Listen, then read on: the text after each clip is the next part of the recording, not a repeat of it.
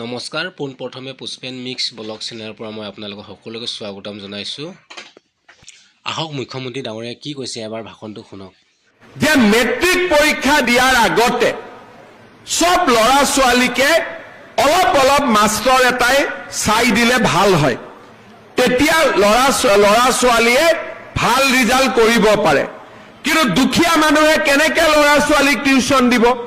সেইকাৰণে যিমান ল'ৰা ছোৱালীয়ে মেট্ৰিক পৰীক্ষা দিব 6 মাহ আগৰ পৰা তেওঁলোকৰ বেংক একাউণ্টত মই 300কৈ টকা দিম, যাতে মাষ্টৰক আমি টিউচন বা ঘৰত গাঁৱত যোন ল'ৰা ছোৱালী অলপ শিক্ষিত ল'ৰা ছোৱালী থাকে তেওঁলোকে যাতে গধূলি আমাৰ মেট্ৰিক কেণ্ডিডেটখিনিক পঢ়ুৱাব পাৰে।